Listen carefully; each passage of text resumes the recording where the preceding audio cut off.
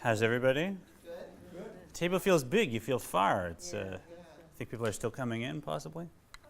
Possibly. How's everybody? Better hope they do. Oh my God!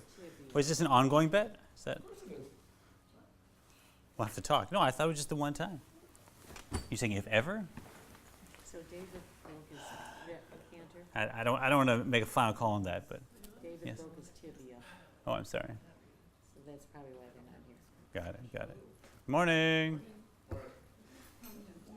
So remind me before we begin, if anyone has not heard the shofar today or so far this month, in Elul there's a practice of listening to the shofar, blowing the shofar every day in preparation for Rosh Hashanah.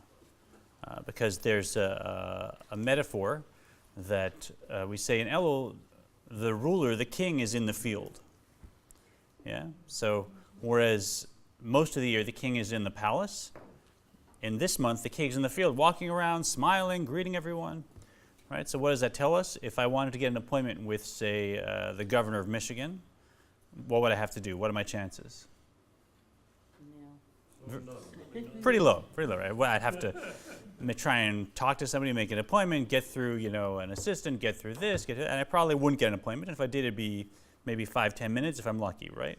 Very difficult to get an appointment with the governor.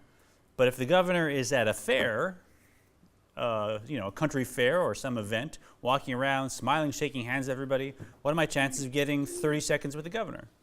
Very good. Just walk on up. He's in public mode, he's smiling or she's smiling, right? So when the governor is normally governing in their regular position, very difficult to have access.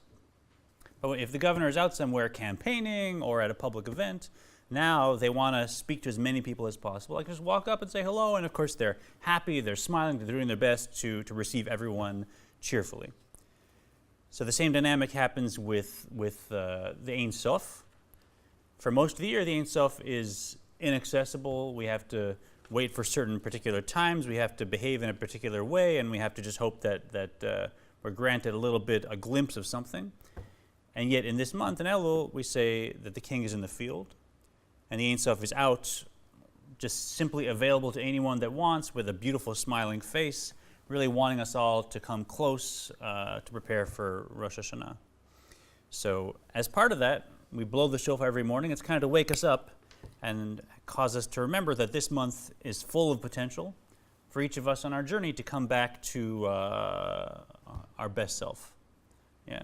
So if you're comfortable, it's nice to stand to kind of get your blood flowing. Good morning. So there's three short series.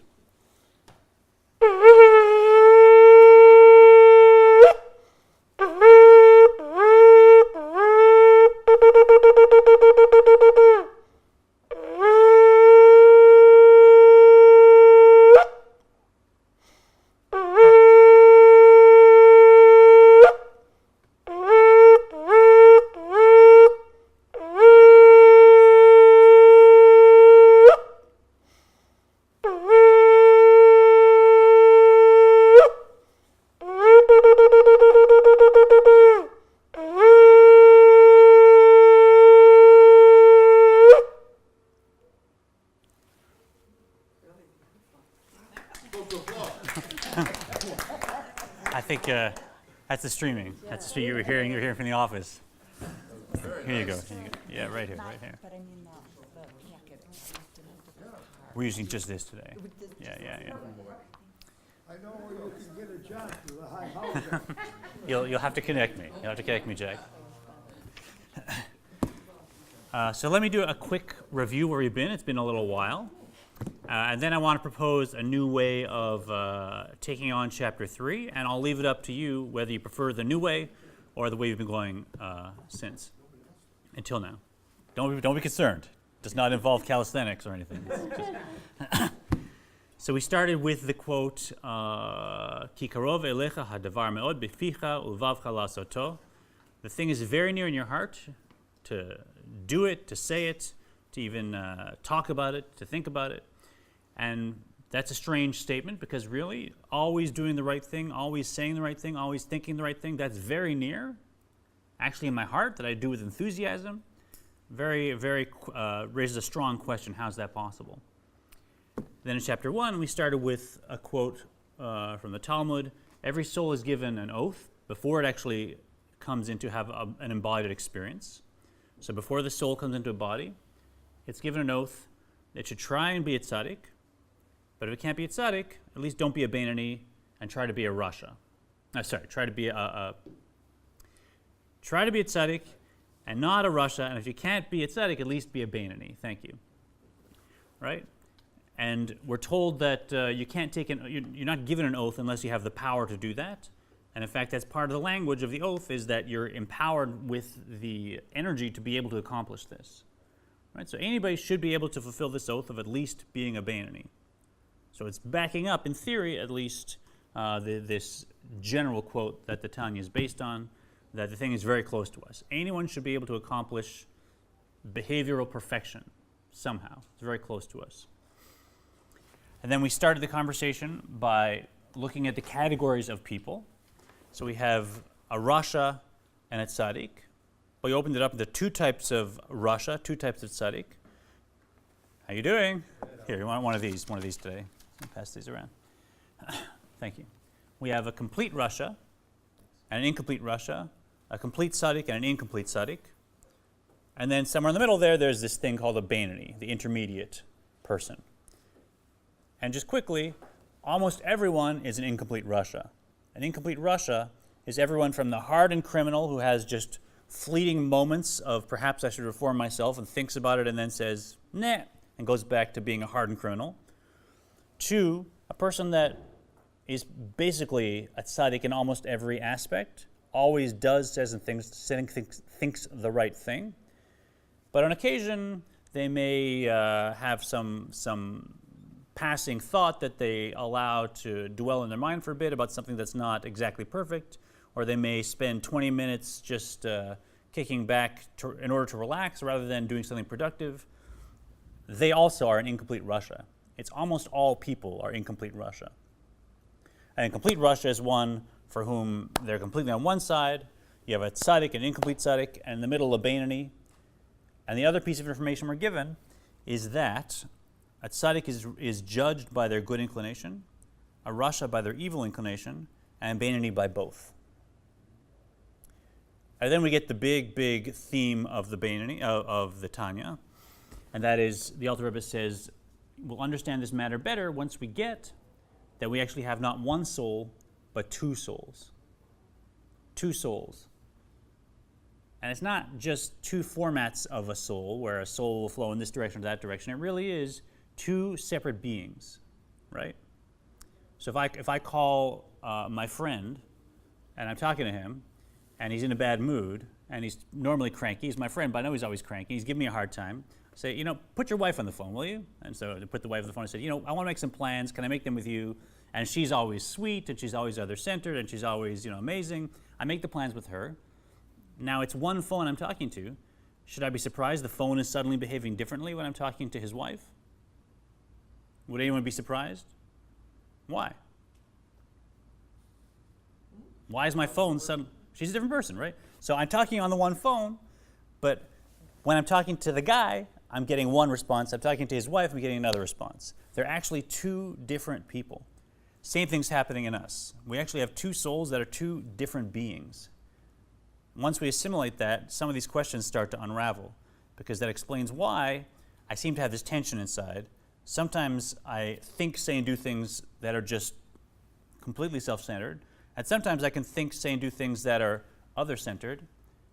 They really are two different souls.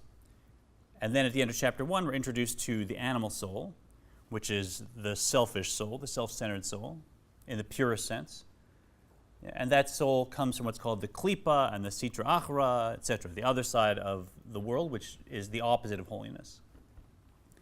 Here, let's pass a few of these around. Thank you.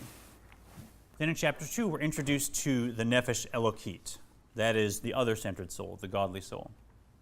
Right? And we're told a few things. One, it is an actual spark of God, an actual piece of God. right? So whereas the animal soul, it's kind of like it has its own agenda, it has its own identity, it's into self-preservation. The godly soul is really nothing more than a ray of godliness itself. And he emphasizes that with a few quotes. One is that when the Ein Sof created the world, the Ein Sof spoke the world into being. When the Ein Sof created humanity, the Ein Sof blew the soul into humanity. And that blowing comes from deeper within a person than speaking. Yeah? So on the one hand, we see that all of creation is created by speech, but that nefesh elokit, that soul, that's created by blowing, comes from deeper within the Ein Sof. And then the second piece he talks about is that Jewish souls actually arose in God's thought. Right? And thought is an even more internal aspect. And the issue here is that when God thinks something, because the Ein Sof is completely indivisible, it's never separate from God. Right? You and I, when we think something, we can write the idea down, we can email it out, we can create a model of it, we can send it around the world, and it's there, right? It's Cantor Smolash's crazy idea, and you can put it on a desk and look at it. It's not me. So our ideas become separate from us. But with the Ein Sof, we don't want to project that onto the thought process, because the thought of the Ein Sof is always Ein Sof, always unified. So if our soul arose in the thought of the Ein Sof, our soul is not now here in a body separate from the Ein Sof. Our soul is still thought, always united with the Ein Sof. So from those two perspectives, we kind of get a sense that whatever this nefesh elokit is, it's not anything we can imagine that's a separate being that's moving around, has its own identity. It really is just a piece of godliness, a glimmer, an aspect of godliness. Yeah? Do you have to be Jewish to get that spark? The breath? Not the breath, yeah, and non-Jews also have access totally to the Ein Sof, and as well there's a concept of a righteous non-Jew, so non-Jews can achieve that total level. But in this tradition, there is definitely a sense that the Jewish soul has its own particular skill, and that is, flowing in a total abstract oneness without any subconscious self-centeredness whatsoever, right? So it's kind of yes and no, yeah, yeah. But everyone can benefit from this, and everyone has access to the full pinnacle of its results, I believe. And then he brings in the metaphor of how a child develops to try and explain to us why there's so many different levels of souls, seemingly. Right? Throughout Jewish history, we've had these Maimonides and Moses and Rashi. We've had these souls that seem to be just living as if they still are in Atzilus, in the highest world. And then we have souls like mine, where I just walk around and I eat and I argue with people and I drink and I want to take a nap. So if we're all just the same source, if we're all sparks of God, how is it there's so many different levels in the Jewish people? And he says it's something like the body of a human. Because the Jewish people is not millions of separate beings. The Jewish people also is just one being. In fact, all humanity is just one being. But for this exploration, the Jewish people is one being. Each of us an aspect of that being, like a cell or some other facet of that being. But we're all bound up. We're all part of one being. And just as a human embryo develops, and from that one zygote comes the brain and the heart and all the internal organs, also the fingernails and the hair develop. So that one source develops into many different levels, each of which has its own purpose, and all of which come together to create the being. Right? And I wouldn't be me if I didn't have my heels of my feet. Right? I'd have a problem. I'd be incomplete. Now, the cells on the heels of my feet don't have the same kind of closeness to my source as the cells in my brain. But if you ask me, is that me? If you tap the heel of my foot, is that me? If I step on a thumbtack, did I step on it? Yeah, it's all me. It's the same thing here. The Jewish being that we're all an aspect of, it's all one being. And although each cell, each person came from the same source, in order to make the being complete, we have to all develop to different levels. And the corollary is, in order to get access to our truest life force, we want to be bound up with that whole being, because that being does have souls that are the head. the Moseses of history and of each generation. Yeah? So that's a preliminary discussion about the nature of the godly soul. We're going to get into more of the actual sort of anatomy of the soul, the components it's made of. We're going to do a crash course on the 10 Sefirot today. But I want to share with you a suggestion. I had a session with Label Wolf, my teacher in all this, and we shared how the class is going, and it's very exciting. And he said he thinks it's really a much better idea, rather than going as we have through the entire text in some detail. He said better to just go through the major ideas and touch on a few key pieces of text in each chapter. Yeah? So I don't know how you guys feel about that, but I always take his advice. So I want to give it a try for chapter 3, and then maybe think about it and see if you prefer this. It'll certainly get us through the text faster and still cover the main ideas, but perhaps we won't have to eddy around too much in some of the more technical pieces that you'll come across. The two people that have gone through 40 and 20 chapters are nodding their heads enthusiastically there. There's a lot of repetition over and over and over. Yeah. Okay, so let's see. We'll see. It sounds like. If there's something we don't get, we can always go back and do the text. Yes, and the books is available online. Anyone that wants to go through in detail, certainly for free. Well, the company's called Kahut. It is on Amazon. But It it's is on very Amazon? expensive.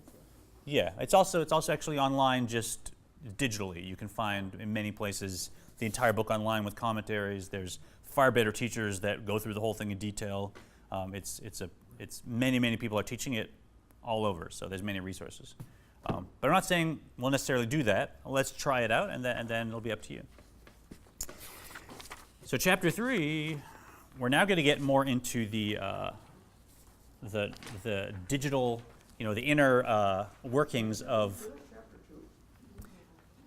We kind of that's the essence of chapter 2. Yeah.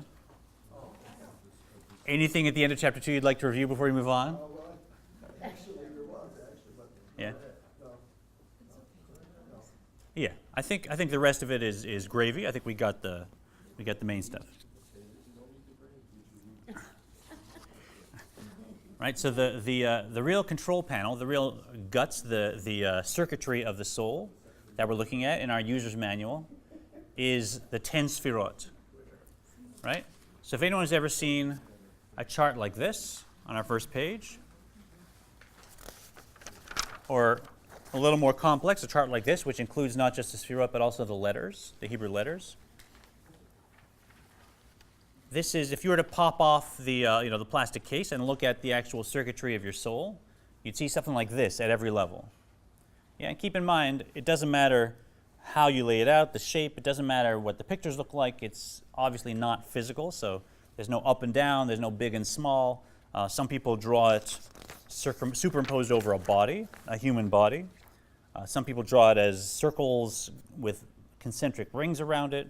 Really, we're looking at it as a physical model, and it's a non-physical phenomenon, so it doesn't matter how you draw it. But we're getting a map of 10 emanations that flow within our soul, that are the deeper identity of our soul, at every level in every one of those 4 worlds we discussed last week that the soul flows through.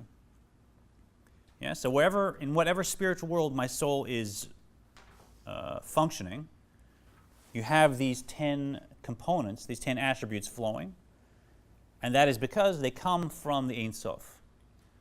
These are the 10 attributes with the Ein Sof is interfacing with all of reality, and so every phenomenon flows out of these 10 aspects.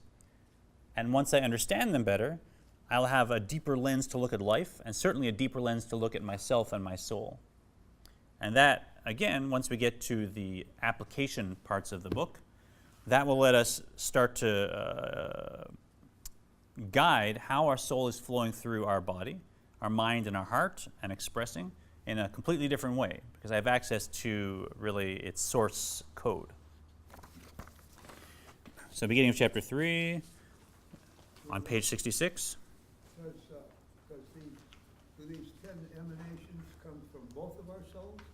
Yes, both souls have all 10. Yeah.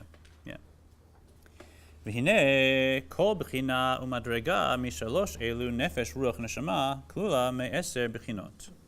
Just go ahead and we'll go this way. Okay, now each of these three distinctions and grades, nefesh, ruach, and neshama, Neshama. consists of 10 faculties. Right, so just if you didn't hear the question was, does both nefesh elokit and nefesh bamit have all 10 faculties? The answer was yes, right? And in fact, each level of the soul, because the soul has 3 conscious levels, nefesh, ruach, and neshama, and 2 levels above that as well that we're not dealing with. Each of those levels also has all 10 of these sefirot. They flow through everything. Consists of 10 faculties corresponding to the 10 supernal sephirot, divine manifestations, in which they originate and whence they descend. The 10 sephirot are subdivided into 2 general categories. Good. And let's hear that in Hebrew also. כנגד 10 ספירות עליונות שנשתלשלו מהן הנחלקות לשתיים. These 2 categories Hold on, let's, thanks. So, some people look at these and they believe that they're connected to chakras, right? And I know a lot of people in our community who have practiced yoga and examined those traditions. They'll see them and they'll say, oh, these are points on the body of some kind. So I want to be clear, it's a completely different phenomenon than the chakras. The chakras are contact points on the body of energy, and I know I'm simplifying it, but they do correspond to points on the body of energy, and Kabbalah also explains 15 contact points going through the center of the body that are points on the body that you could refer to. But this is not that. And even though some people draw it on the body, that's a little bit confusing because the body is the metaphor. The points are not points on the body. The body is just one of endless metaphors you could use to explain what the 10 sefirot are. But to understand what a sephira is, you have to look at its root. And unfortunately, that complicates things because there's no way to define it. The root is samach pei resh, and you can see it in several words. And when you see the 3 types of words that come out of that root, you'll start to understand why you can't define sephira in English. The first word is sapir, which means sapphire. Right? So a brilliant, glowing, kind of multifaceted gem, a brilliant emanation. And we have in the Torah, we have moments where the great sages in the Torah would see sort of a sapphire emanation, like a chair, a gem chair that was glowing with light. There's several times in the Torah we see this. And so sapir tells us that a sephira is something like a divine emanation. If there is an Ein Sof and that Ein Sof wants to communicate, what comes out, there's no way to describe it. It's just pure godliness.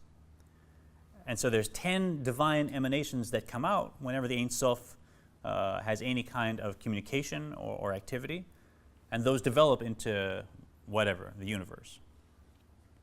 The second term is sefer, or sipur, which means a book or a story, and that's totally different, right?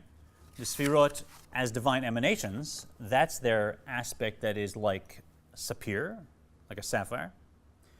But the way they are like a story, that's more on the level of souls, not on the level of God. Right, so each one of us, we're experiencing something like a story. We're going through a narrative. We have a character who we are. We have other characters around us. And we have a consciousness that sort of has qualities like a character in a story. And we wake up and we struggle. We have highs and lows. That's also the 10 sefirot. Our internal experience of having a life, having a soul, going through a story, that also evolves out of the 10 sefirot. And that's our internal soul experience. And it has an author as well, and that author is emanating these sefirot within us. And then the third is mispar, number. So the same root that extends into the word sapir, sapphire, sefer, story, also extends into mispar, number. And that speaks to, has anybody seen the movie The Matrix way back with Keanu Reeves? Remember that, with all the craziness? Right. So the reason that movie was so evocative is because deep in ourselves we know there's some sort of matrix that the world is flowing out of. It's a spiritual reality. And that matrix also extends out of the 10 sefirot. So on the level of number, on the level of code, the Ein Sof is actually creating the world through a 10-aspect matrix, and that's how that root extends into number.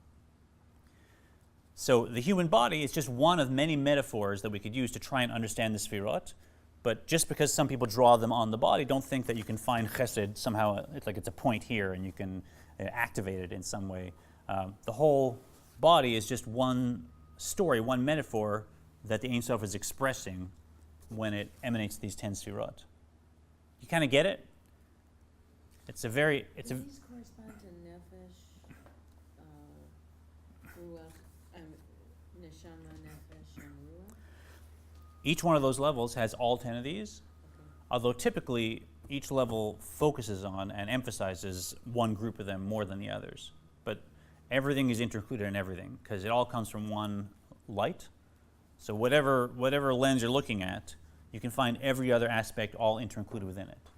Yeah. Is that confusing enough? So we're going to crash course on what they are. Let's go to 67. Perush, Chochma, Bina Vadat, Veshivat Yemei Habinyan, Chesed Gvura Tiferet Bechulu. Oh, you didn't do Yeah, I'm jumping around a little here so we get through in one day. Should go ahead, top, namely Chochma. Namely, Chokhmah, wisdom, Bina, understanding, and Dat, knowledge, are called mother.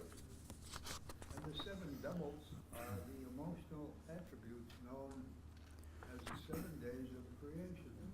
Chesed, kindness, Gevurah, severity, Tiferet, beauty, and so on.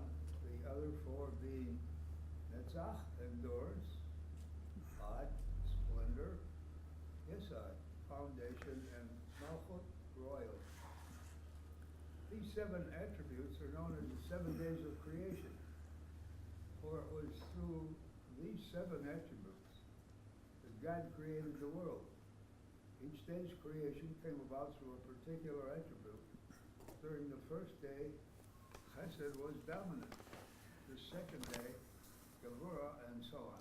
Beautiful, right? So we have the main division of categories. I put my hand right here below dot. So the 4 circles you see on top, which are actually 3, because Keter and dot are the same thing.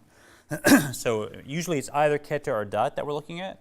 And in this description of the Tanya, we can ignore Keter and just look at Chochmah downwards. So Chochmah, Bina, and Dat, those 3 are the intellectual faculties of the soul. They're the intellectual faculties of the universe as well. Right? So that's the first group. And we'll look at how Kabbalah organizes intellect. Because again, we stress very often that growing up in North America, and as mostly as English speakers, we tend to have quite amorphous, kind of flowy concepts of states of consciousness. And to take our natural culture of North America and try and understand something so different as Kabbalah, we have to start to try and define more clearly states of consciousness and recognize they don't overlap. Right, so we're going to look at the 3 components of intellect and how they're organized. But then below that, this is what is primarily the emotional aspects, right? It becomes emotion and in our soul also interaction of different kinds. And he's pointing out, and you'll see more and more, that every time things fit together, they fit together beautifully, not because some clever person came up with this schematic. It's like, oh, there's 7 days of the week, so let's make 7 midot. I know, and there's, right? I promise you, as you learn more and more, that sense that this is just a cool, mystical system that someone came up with that works really well starts to fade, and you realize the reason 7 corresponds to 7 is because this is actually the structure of the universe, the structure of our soul. Everything is flowing out of this pattern, and that's why it all fits together. It takes a while for that to really sink in, but eventually it does for just about everyone, I believe. So then he points out these 7 midot, these 7 attributes below intellect, they correspond to the 7 days of the week. And that corresponds to the 7 days of creation. And it all fits together because God's thought did not enter into creation, didn't enter into the world. right? God came up with, I'm going to make some world. And then when God wanted to start making the world, God said, let there be light. And that was chesed, that was the first day. So only these midot actually enter into creation. And that's why almost every culture has a 7-day week. Right? We don't really ask that so much. How is it that, some cultures don't have a 5-day week, some have a 10, some have a 9, some have a 3. What's a 7-day week about? Why is that so common? Right? There's something about time that's organized around 7. There's something about 7 that when you go through it, you complete a cycle. We even see hexagonal packing. You can pack 7 circles so that each one touches the central circle and touches the one next to it perfectly. That only works with the number 7. You know what I mean? When I'm in Israel, I have cups and I demonstrate it. But you go 1 cup in the middle and then 6 cups around it. Every cup will touch the center cup and touch the 2 cups next to it perfectly. More or less, that doesn't work. And that's the same as the structure of the week, right? The week is 7 days, each touching the one before and after, and also each one touching Shabbat. So each day, the activities of that day flows into Shabbat and is elevated. And same thing with our Sfirot. We have 6 Sfirot that have entered into creation as our soul, and then Malchut, which corresponds to Shabbat, and they all flow into Shabbat. Why does the Ak have the broken lines? Because he's pointing out that you can't have Keter and Dat at the same time. They're superconscious and conscious reflections of each other. So it's really one Sphira. So you have 10 of them, so it's either Keter or Dat, and he didn't want to put an 11th Sphira here, because that would be inaccurate. So for our purposes, you can ignore Keter, and we're dealing with Dat. That makes sense? So the main division, 3 intellectual, then 7 attributes, midot, that do enter into creation, that we work in a more embodied way with. And let's look quickly at what these 3 intellectual ones are. וכך בנפש האדם שנחלקת לשתיים שכל מידות. Just as 10 supernal sephirot are divided into 2 general categories, so too with the human soul and its 10 faculties, they are divided into 2 general categories, sishal, intellect, and midot, emotional attributes. Right, so we are not just learning to master ourselves, but we are trying to get a glimpse of the divine as seekers. And the best way to do it is to examine ourselves and learn about our structure, because that is a mirror of the divine. So the reason we have intellect and midot, the reason we have the experience of intellect is one frequency, emotion is another frequency, is because that is how the Ein Sof emanated these 10 Sfirot, in these 2 categories, one of which hovers above creation, as, so to speak, divine intellect. The other one enters into creation, and those 7 are divine emotions. Right? So just like if I sit and I'm thinking something, no one knows what it is. I don't have to interact with another being. I'm communicating with myself. Now when I feel something, it gets me to talk, it gets me to do. Now when I'm speaking, what my emotions feel, I'm communicating with someone else. I'm interacting. Same thing with the midot. The intellect, that's just God kind of thinking to God's self.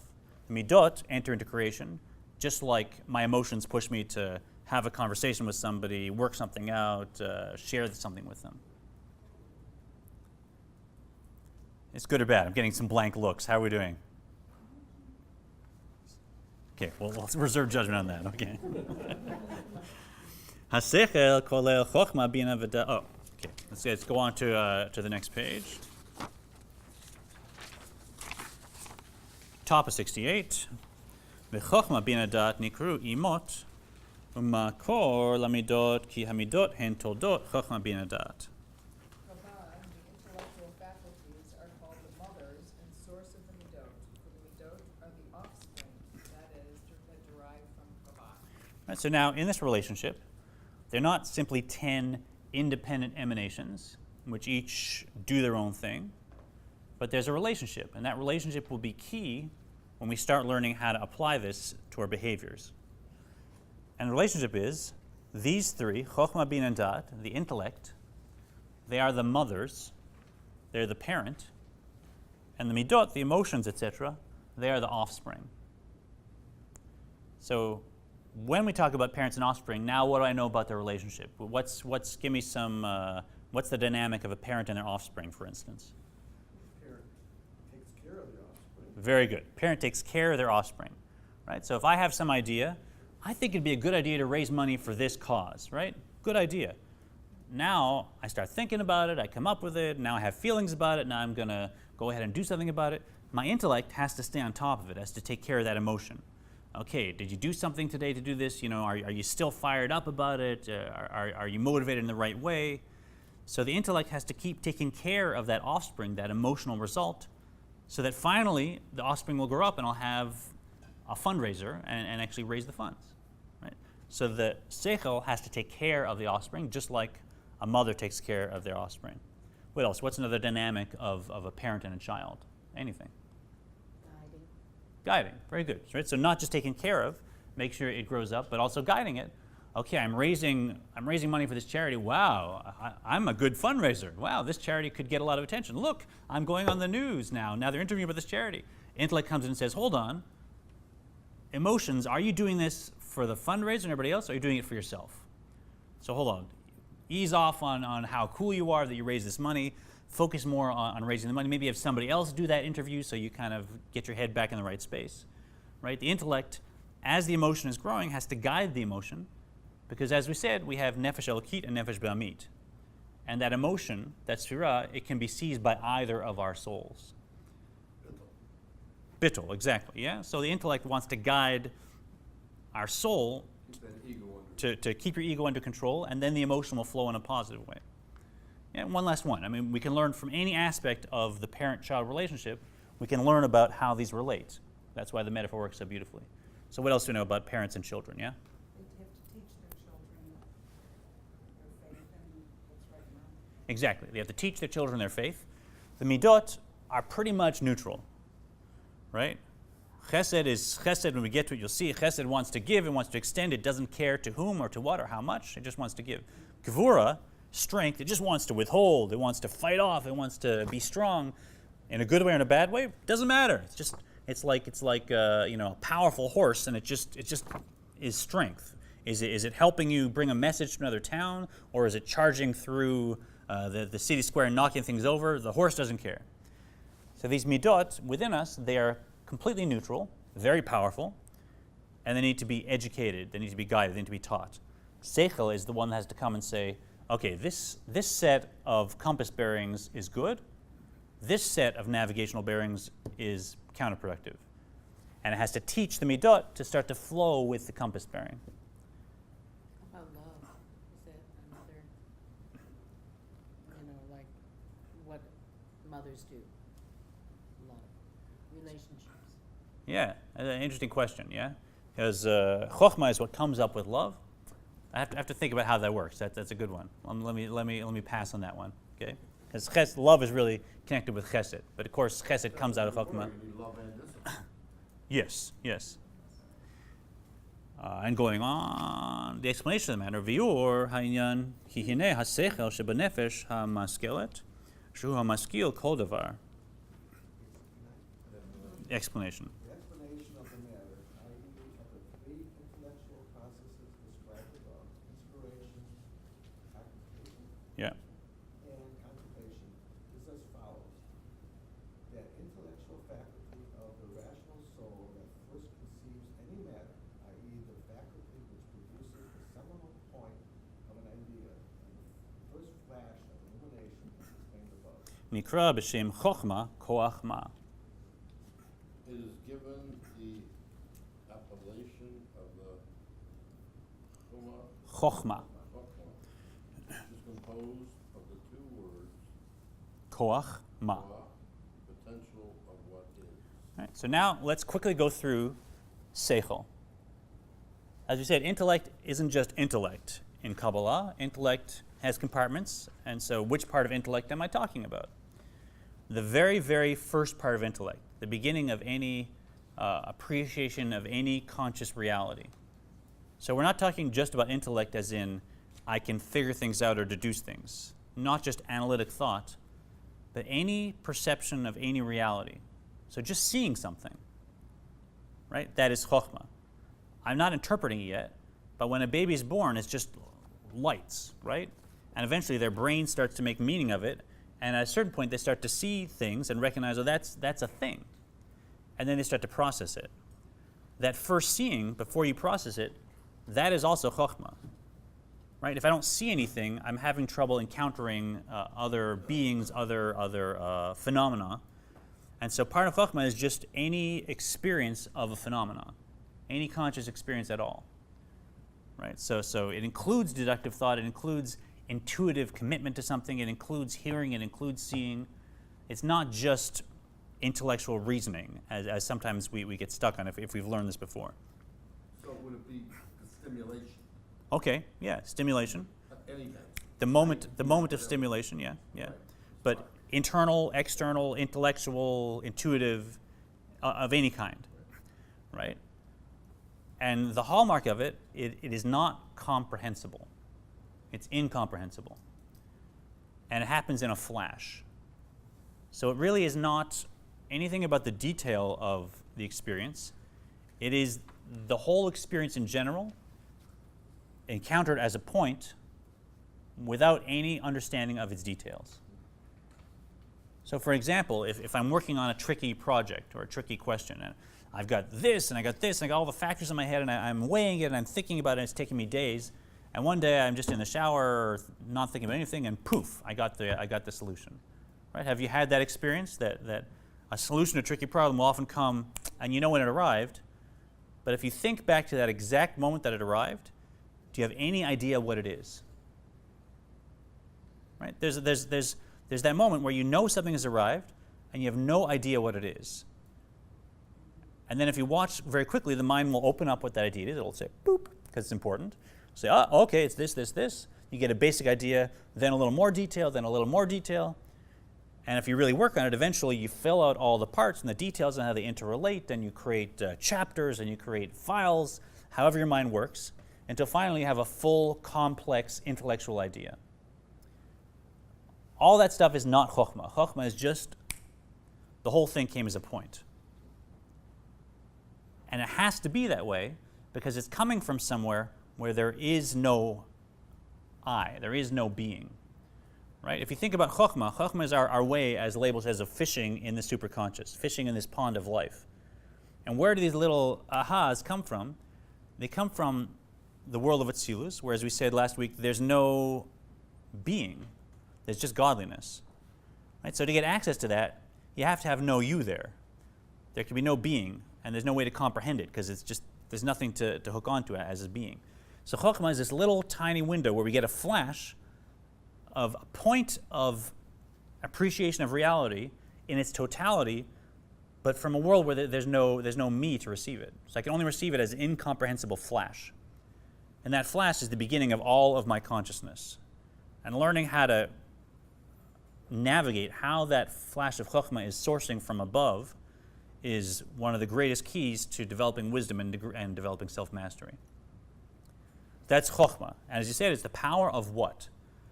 Koach, the power of ma, what? What meaning nothingness, emptiness, right? Just purely the question what. When I ask what, my mind goes blank, and I'm waiting for something to emerge, but it's the power of almost nothingness. And out of that nothingness, we get just a flash of the light that is above our consciousness. And over the page.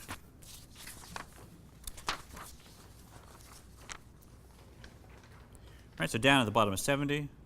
L'amko mitoch eze devar chokma hamuskal b'sichlo nikra bina. Thus. Thus, when one cogitates on a concept, its length and breadth, and delves to its very depths, as it evolves from the concept which he had conceived in his intellect, i.e., when he apprehends in a detailed manner the seminal point of intellect, which prior to his cogitation was but a nebulous point of Chokhmah. This is called, yeah, this is called. This is called binya. Binya is that faculty which Elucidates. the details of any concept and apprehends its full well and depth. So there's always a masculine and a feminine, in every model in Kabbalah. In intellect, Chokhmah is the masculine, Bina is the feminine, right? So we're looking at it as a procreative model here, masculine, feminine. So Chokhmah, what does the male contribute to procreation? Little tiny little seed, right? Just one little sperm, boom, right? So it's a point. It's just a point of potential, and without amazing microscopes, you can't see anything in there. There's no detail. It's all contained, right? And yet the potential for a human being is all in there. That connects with the female egg, and then what happens to that zygote without a womb? Nothing. It just vanishes, right? Same thing with our experience. I could have this flash. This is going to change my life. I got it. Cantor Smolash, we'd have a meeting for you. Okay, off I run, I go somewhere else, and half an hour later it's like, I had this great idea that was going to change my life. Yeah. I have no idea what it was. Too bad, right? So Chokhmah, if it just stays as Chokhmah, or just has a tiny taste of Bina and then is lost, it'll dissipate. Just go back up from where it came from, and it may not impact me at all. It needs Bina to have impact. Bina is the womb that Chokhmah enters into, and Bina forces open the details that are hidden within the point of Chokhmah. Right? So in that zygote are the potential for a full brain, the most complex object in the universe, a brain. In that tiny point are the details of all of that brain that will emerge. The whole heart, the whole nervous system, the whole complexity of every one of our organs, our bones, our eye, everything. It's all in that point. Bina pulls it out and piece by piece organizes. You're going to be skin, you're going to be brain, you're going to be heart. Your function will be like this, your function will be like this, until we get the most miraculous and complex being, a human being. And so that's Bina. Bina is what, in the thought process, takes the point of Chokhmah, opens up the details, and any way of thinking about it, any way of analyzing it, any way of understanding and crafting it, shaping it, that's all Bina. It's a male and female aspect of intellect. Kind of make sense? Mm-hmm. Yeah, we're going to go fast through this stuff. So it takes a woman to get everything done. Exactly. Yeah. The guys are just like idea. Right. And now, what is the point of this? Vis-a-vis the rest of the midot. Ve'hein hem av'em hamolidot ahavat Hashem v'yirato v'fachto. They Chokhmah and Bina. They, Chokhmah and Bina, are the very father and mother which give birth to love of God and awe, yira, and dread, pachad of him. Right. So the whole point of learning about our intellect and how it functions is to understand how to then guide our emotions more masterfully. Right? And Chokhmah and Bina, I can use them to work out how to repair my car. I can use them to work out how to play a better game of Scrabble or chess. But really, that's not the purpose for which a soul descends into a body. The purpose for which a soul descends into a body is to have appropriate feelings about holy things. About things like family, about things like services here at Temple Israel, about reading Torah, and ultimately about what we're doing, which is considering the Ein Sof, trying to have knowledge about and understand and connect with godliness, even though we're stuck in these bodies which seem to see none of it. So the intellect, as we said, that's what guides the midot. And when we sit here and we say, there's this Ein Sof which has created this universe in all this detail, and has created me in all this detail, then if I sit and I daydream about it enough, that will give me experiences of wanting to be close to that one light, and also of wanting to have respect for that one light. Yeah, and as Shays Taub says, we all think we need to take courses on how to meditate, and yet we're all very good at doing stress meditations. Right? We're all very good at meditating about the future and causing ourselves all kinds of physical reactions and causing us grief and losing sleep. So I think every one of us has had that stress meditation, worrying about something that's not here, that's completely imagined, that may or may not happen tomorrow or next year or whenever. And we sit and we focus on it, and we have no trouble delving into its details. We have no trouble causing physical responses, emotional responses. We know how to do that meditation. We also know how to do a resentment meditation, right? Have ever had someone in their life who did something, and maybe it was 30 years ago, but do I have any trouble sitting down and conjuring it, bring it to my mind, and I will feel feelings about it, and I will, cause myself all kinds of responses. You can change your body, you can change your emotions, you can change your mind by these meditations very easily. So we all know how to do them. The question is, what are we meditating about, right? So taking that mastery we naturally have of meditating either on stress or resentment, we now take it and we say, let me choose to redirect chokhmah, cause Bina to think about, and meditate on things like the Ein Sof, things like faith, things like oneness.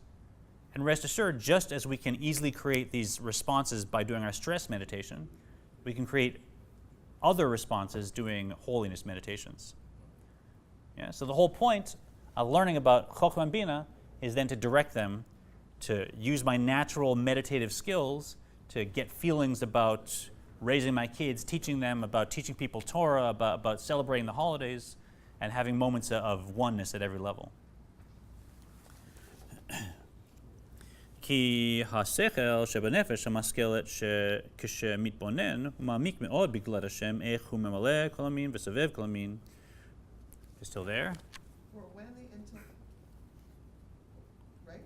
Yeah. For when the intellect and the rational soul deeply contemplates and immerses itself exceedingly in the greatness of God, how he fills all worlds, i.e. how God emanates all of creation with an eminent divine light and light force, just as the soul fills and gives light to every part of the body, a life force which clothes itself in and unifies itself with each creature, and which adapts itself to the individual needs of that creature.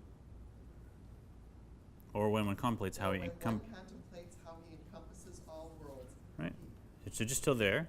So this is it's a distinction I want to cover because it flows through much of this literature, which is memale kol hamin and sovev kol hamin, filling all worlds and encompassing all worlds.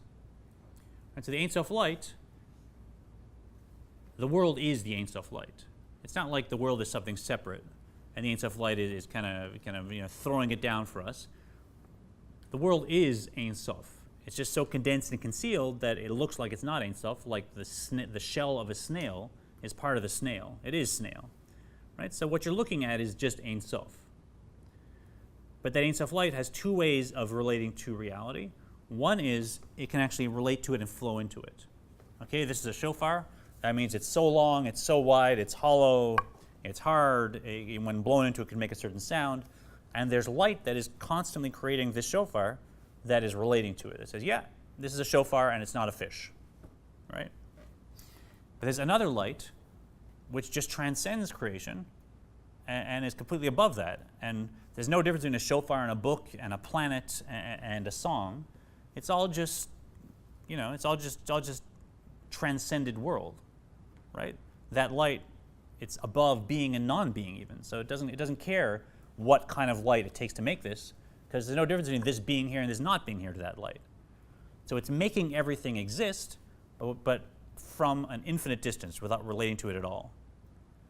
And it's not encompassing like a big circle around it. It's encompassing like doesn't enter into it at all. And there's a third level of light also for which the world doesn't even exist. So it's not a question of transcending it or not transcending it. Simply the world isn't there. It never was. Right? But these two first levels, filling the world and transcending the world, these are two types of divine light, and we'll encounter that concept many, many times. The point here being when we direct our seichel to meditate on that. So I might meditate I might be in the Temple Israel, and I might meditate that the whole building is just basically divine light that's filling it and divine light that's transcending it from a distance. And I might direct my seichel to meditate on that for this Kabbalat Shabbat service. And what that will do eventually is create emotions, love and fear, that will correspond to that subject of meditation. And if I do that perhaps each week or each day, and go a little deeper and a little longer each time, then those emotions will grow and grow and grow until finally I can actually harness them whenever I need. And when I'm in one of those triggering situations where I'm just arguing with life, arguing with the world, fighting with my kids, whatever it might be, okay, this is Ein Sof, right? Intellect, direct emotions, love, fear, balance them appropriately, now create a more mature response. right? That's the end game. So the reason we're focusing our intellect to allow our emotions to flow is so that then we can eventually do the right thing in thought, speech, and action, and have access to that new pathway that we created, that maturity in the soul. I got 15 more minutes. Is that right? Can we do all the midot in 15 minutes? Do you think? Let's see. Pardon me? What time is it now? 7.5 Okay. Can we go 5 minutes over? Can you deal? Okay. וחוכמה בין הדעת נקראו אימות מקור למידות כי היא מידות הן תולדות חוכמה בין הדעת. Or when one contemplates another aspect of God's greatness, namely how and Actually, we're, sorry, let's go over the page. So the last page in the packet, my mistake.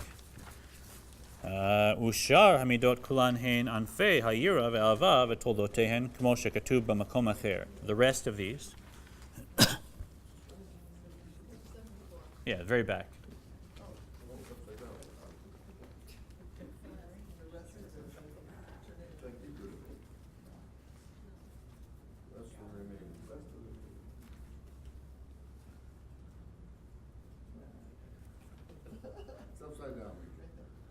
the rest of the remaining 5 midot are all offshoots and derivatives of fear and love, and obviously they too are born of Chokhmah and Bina, as is explained elsewhere. Right, so these two of the midot correspond to loving kindness, chesed, extending, giving. It feels like love, but it's actually just giving of any kind, extending outwards. So it might be a generosity financially, generosity emotionally, generosity intellectually, a generosity with your time. Whatever it is, that loving kindness, reaching outward, that is the midah of chesed. Gevura is the opposite. That's strength and withholding. Wait, this person probably isn't going to benefit from this charity, or wait, this isn't the right time to have this conversation, explain this to this person, I'm going to hold back, right? Wait, I'm not sure this person should be in my life at all. Let me just hang up the phone here. Whatever it is, that's gevura. They're two opposites. A masculine, which wants to extend, and a feminine, which is strength and contraction, like the womb, which contracts. They flow out of Chokhmah and Bina. So Chokhmah primarily inspires chesed. Bina primarily inspires gevura. And the rest of the midot below them are offshoots of these two main ones.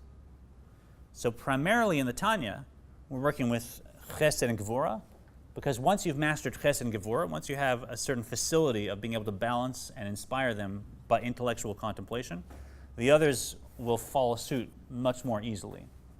Yeah. So primarily we're looking at chesed and gevura as the channels that we're trying to guide. And finally, we want to look at dat, because that's the central column as well. Yeah, and dat is several things. On the one hand, it is the energy that causes Chokhmah and Bina to want to be together, right? As it says here, dat ve'adat hu milshon ve'adam yada et chava v'hu lashon hit kashrut v'hit chabrut.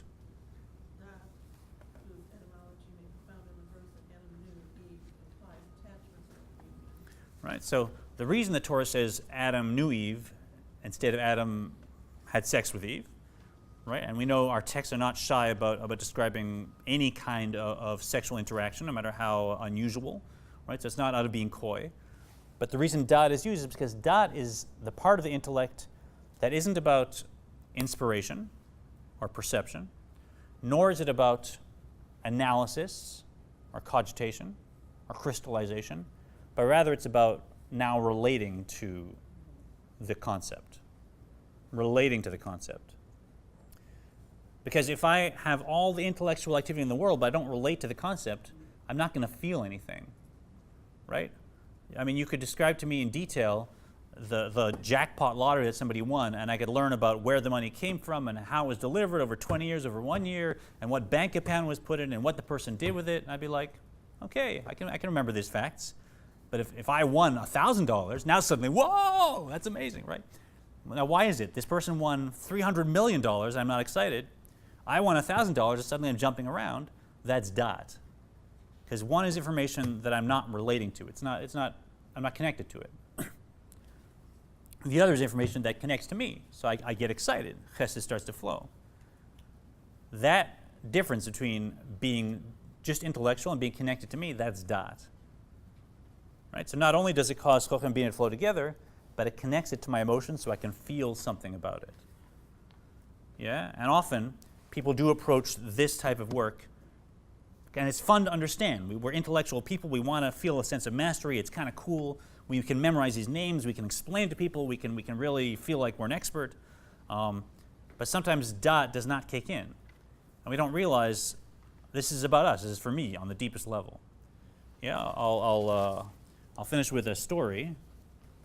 This is from, I heard it told by the last master of this tradition, the Lubavitcher Rebbe, and he quoted it from Rebbes before him, that there were villages in Europe where, unfortunately, because of all kinds of work needs and poverty, people became quite illiterate.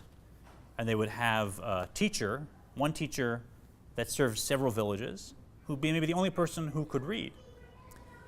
And one time, one of those villagers received a letter, and so they brought the letter to this teacher, and the teacher opened it up and read it, and the villager listened. And tragically, the letter said this villager's father had died. And then the villager fainted. And the Rebbe asks, now, isn't that strange? Because which one of those two people was literate and which one wasn't literate? So shouldn't the one who could read be more deeply affected by the contents of the letter? Because they were the person who could understand how to read. And which one directly read the letter, which one just heard it? Shouldn't the person that reads the letter directly be more affected by it? And so on and so forth. Because we all know the answer. The answer is, it wasn't the teacher's father, it was the peasant's father. So the peasant fainted. For the teacher, it was a letter. I mean, he was sad for the person, I'm sure, but dat did not fire in the same way. Same thing applies to this. We may read this as if it's a letter to somebody else, a letter about somebody else's father, and we want to inspire dat to make us read this as if it's a letter from our father, directly to us. And it should be us who faints, us who gets excited, us who is filled with awe, right? And that's the pathway of the Tanya, where every piece of information we have, we meditate it as deeply as we can, and we inspire dat. We say, this is actually about me, and it's something that my soul came here to do, and I should be the one who's fainting. And then the others, if you want to read up, Tiferet is compassion, blends chesed and gevura, so it's a balance between the two. Then the bottom ones we don't need to know as much right now, Netzach, Hod, Yesod, and Malchut. These three are the more interpersonal sfirot. So Netzach is when I want to say, hello, how are you? My name is Cantor Smolash, right? I reach across the interpersonal divide to create a connection, a relationship. Hod is actually holding back, leaving room for the other to express, which I could maybe use some more of in this class, we'll see. Yesod is commitment, right? Showing that you really are committed to the person. And Malchut is that final expression, the word or the motion or the walking to the place where you need to do things. Malchut is the final result. Normally I take about 7 classes to go through all the sfirot, so we're just getting a glimpse of them so that we can understand them in the context of the Tanya. But just to give you the big picture again, now we've learned there's a Rasha, there's a Tzaddik, and there's a Beinoni. We can all be a Beinoni. There's 2 souls, one that's other-centered, one that's self-centered, Nefesh Elokit, Nefesh B'amit. Nefesh B'amit comes from Klipa and Sitra Achara, which is the opposite of holiness. It likes to think it has a self. Nefesh Elokit, it's an actual spark of godliness, other-centered, and it actually has a oneness with all the other Jews. And finally, we have these 10 sfirot that are flowing through the soul, both souls, at all levels, 2 divisions, intellect and emotions.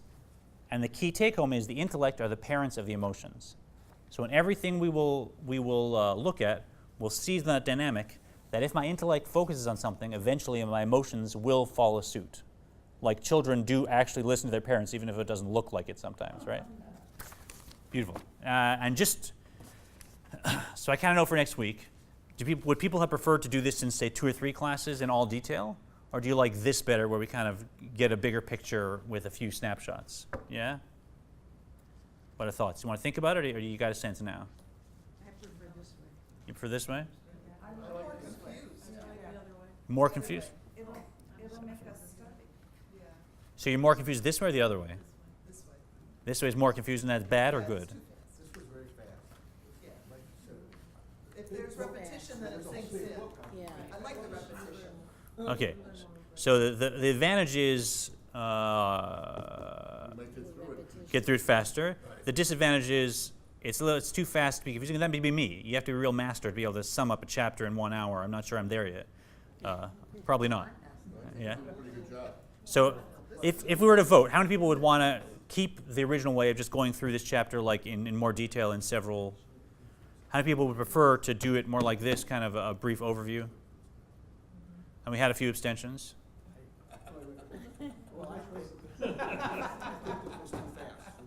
Too fast? Well, then you were the other vote. You didn't put your hand up for the first. Okay, let's see if we can. Well, let's find a happy medium. I'll do